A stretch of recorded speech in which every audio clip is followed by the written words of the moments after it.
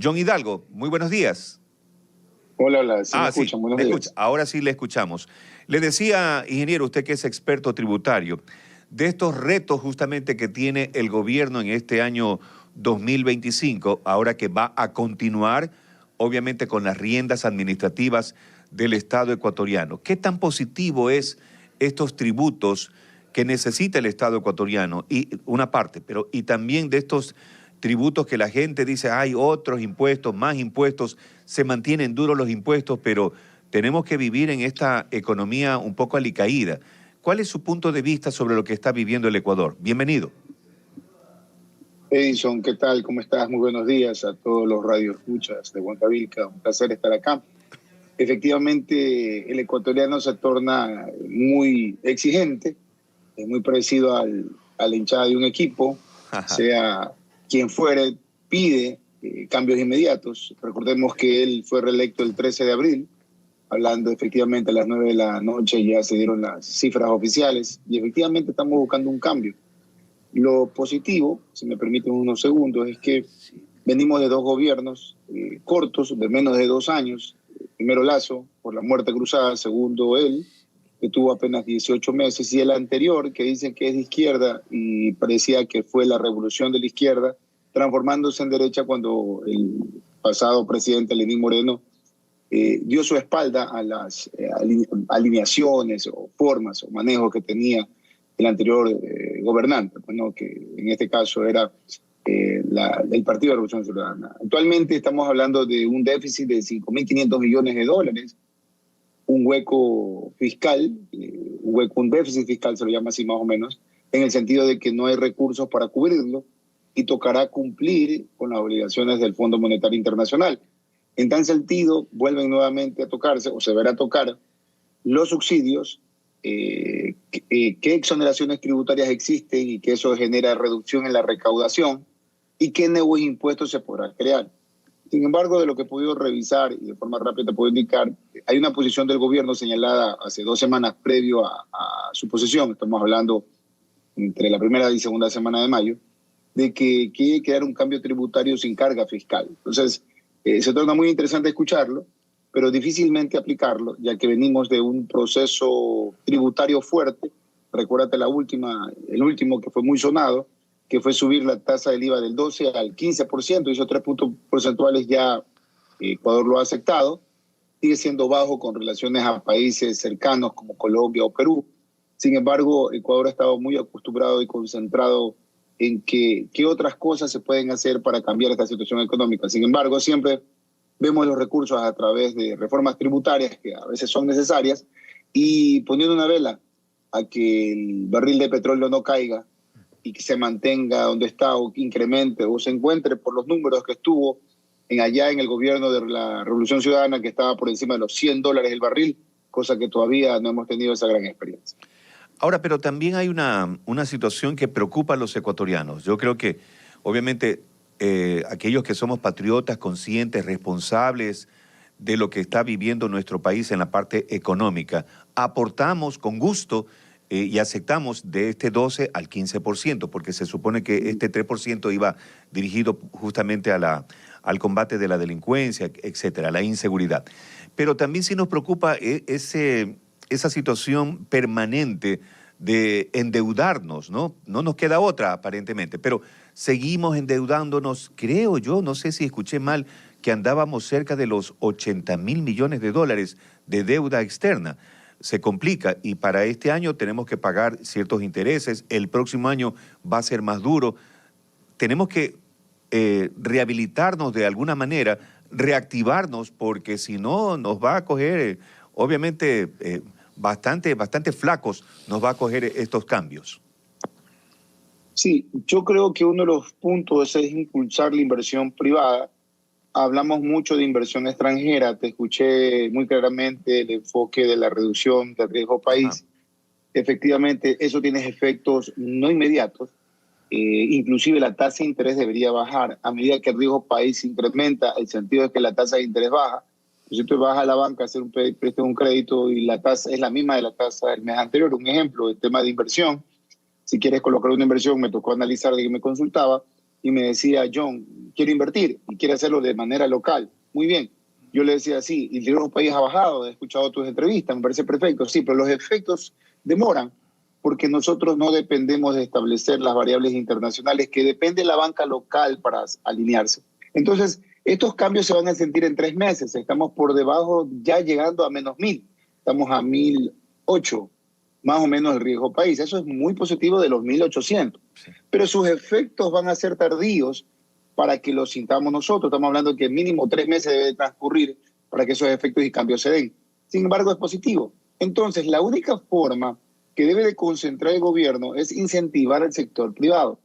Tanto ello, démonos cuenta que hay otro impuesto distorsionador, lo llamo yo, que realmente no lo es, que son las autorretenciones que han pagado las empresas o los grandes contribuyentes, que debería ser el aliado principal del presidente de la República y del gobierno, ya que son grandes contribuyentes medidos por el Servicio de Rentas Internas y a la vez son grandes clientes llamados contribuyentes que pagan impuestos al día y a tiempo y son los que son más revisados.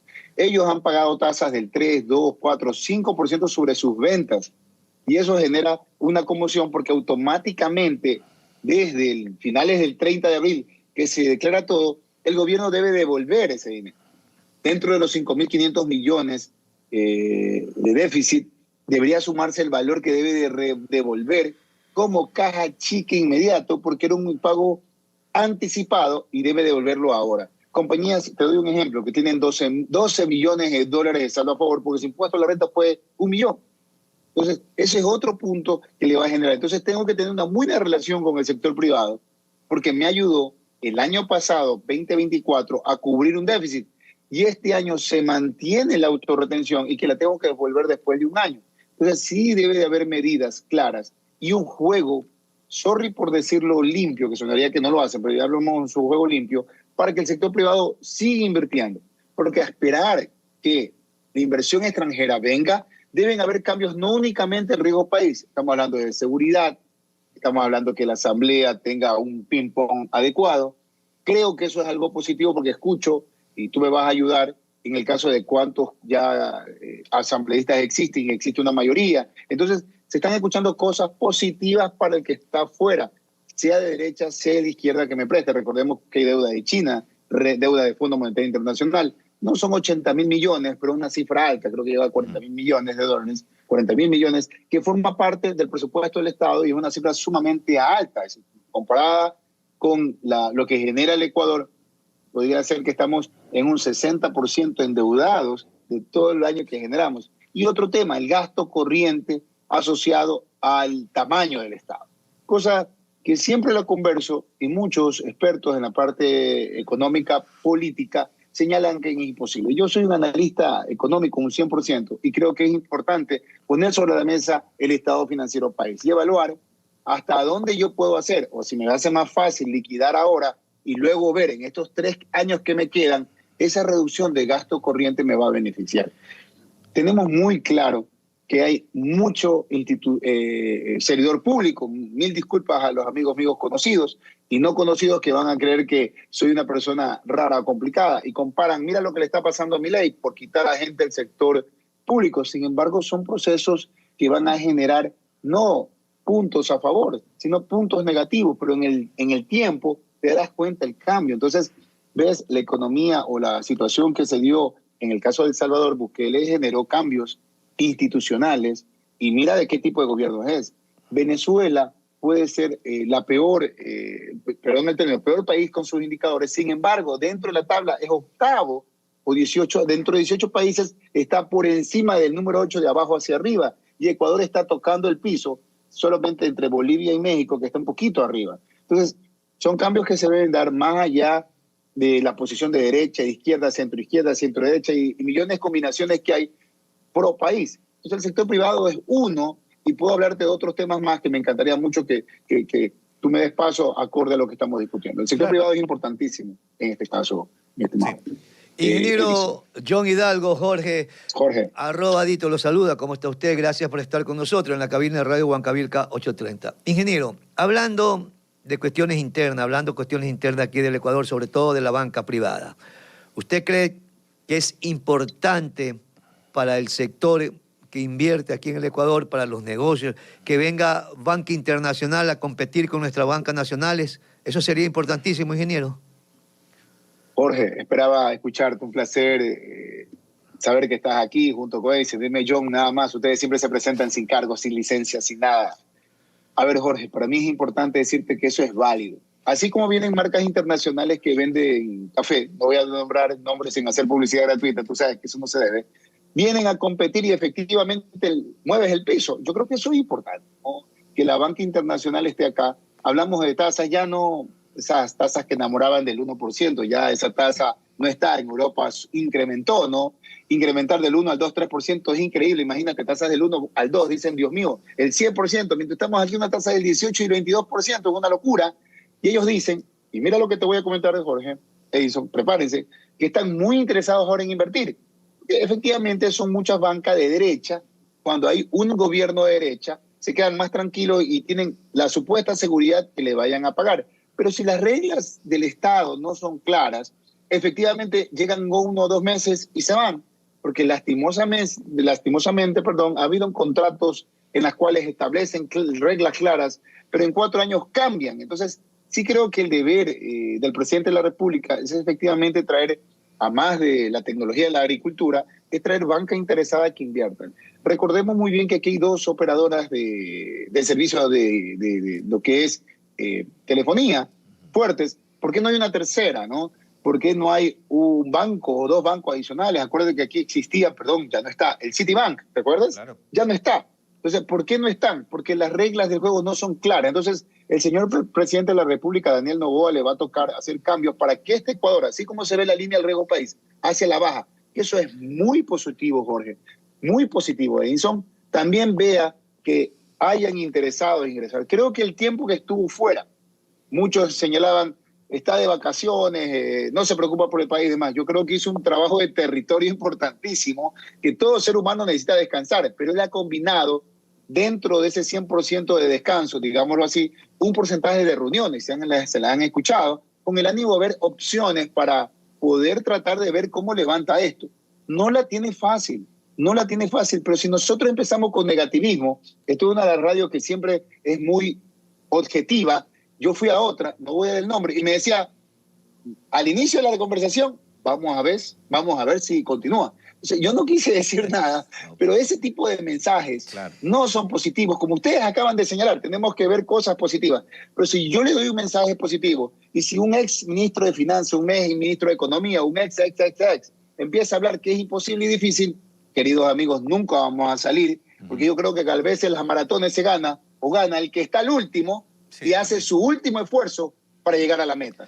Y creo que Ecuador está casi último en la tabla de indicadores de todos, hasta inclusive de delincuencia, que no lo hemos nombrado.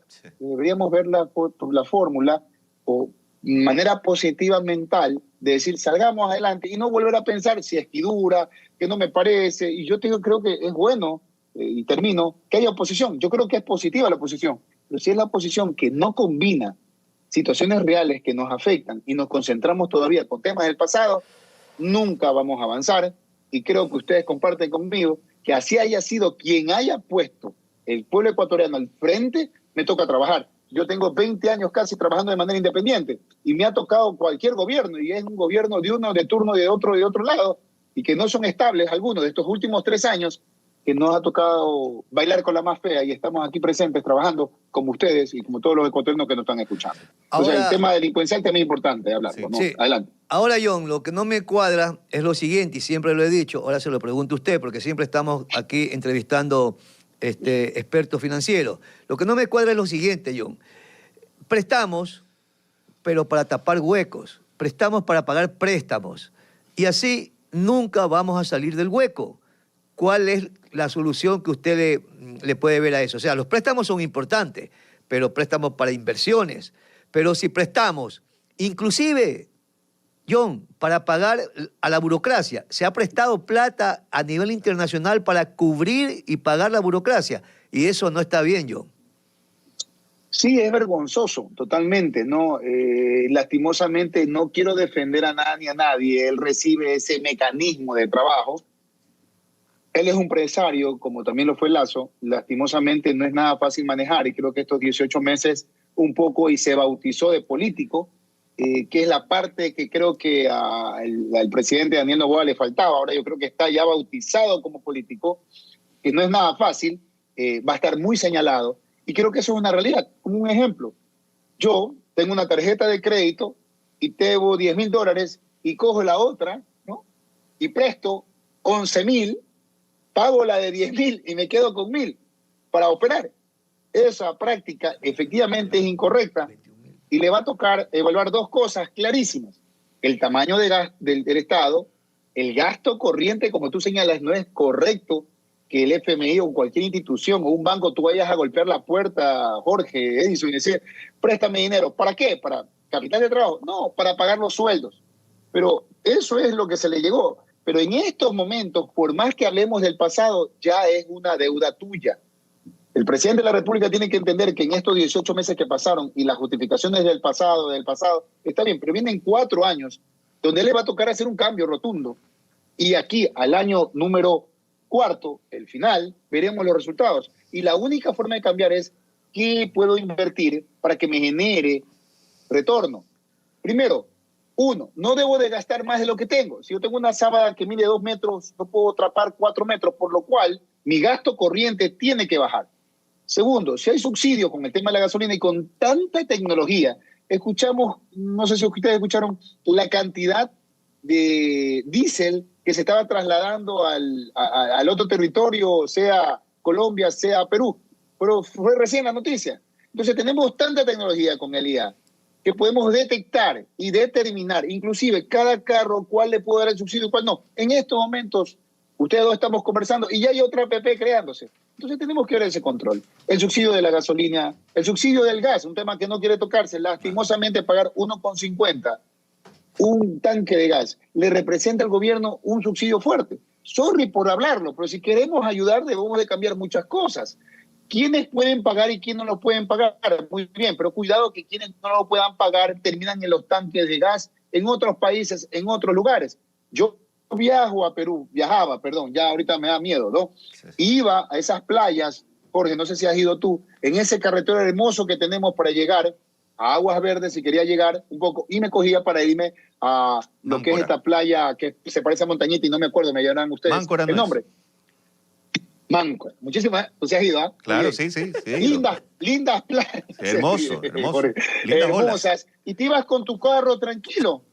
Pero ya escuchabas que mucha gente, sin dar nombres, regresaban a tanquear a Ecuador. Entonces, ahí está la tecnología que debo de impedir que pase eso.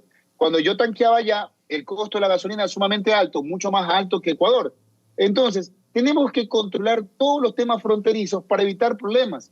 También el ingreso de personas y el tema de control delincuencial. Pero para no irme a lo que me decía Jorge, la única forma es disminuir el gasto. Si yo tengo un estado financiero estado y es mi casa y tengo muchos televisores, muchas neveras, tengo que reducirla. Tengo 4 empleadas, pero yo no puedo pagar a las 4 empleadas, yo no puedo darme ese lujo. Pago una o me quedo sin ninguna y veo si mi hijo mayor tiene 18 y que se quede a cargo de la casa. Tengo que reducir gastos. Y otro tema, el sector agrícola. Jorge, Edison, en estos momentos, la crisis alimentaria que se conocía que en 20, en 30 años ya está tocándose, el cacao está por encima de los valores que puedes imaginártelo, 4 veces lo que valía una tonelada. Y entonces muchos actores interesados quieren invertir, pero no hay tierra donde sembrar. Edison, Jorge, miren, dense cuenta, viene alguien interesadísimo, le dan el trabajo y le digo, pero ¿conocen el sector agrícola? No, John, por eso vengo de ti. No hay dónde poner una planta más. Y toda esa planta o toda esa fruta está vendida. Significa que deberíamos invertir, en vez de poner otro tipo de productos o otra tierra donde es fértil, cacao. Le está siguiendo el café.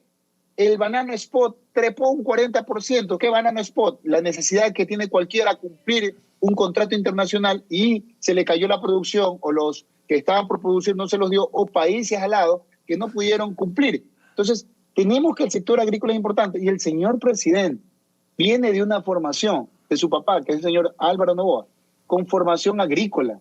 Entonces, creo que este es el momento que se le dé el espacio para que el estudio ello y obviamente saber a quién le vamos a dar el crédito. Cuidado, porque ese es el grave problema que tiene el país, el control. Pero con la tecnología que hay, permíteme decirles que yo camino en un lugar y ya tienen la foto de mi carro, de mi persona, de mi familia, donde entro, si cojo y me voy y me desvío a otro lado. Ya me identifican. Lo mismo hay que hacer con el negocio país. John Hidalgo, así interesantísimo.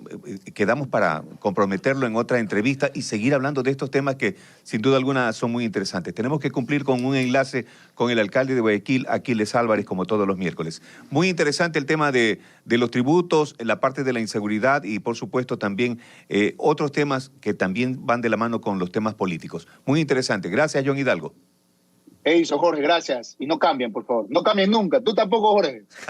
Un aplauso para ustedes. Gracias. Muy buenos días.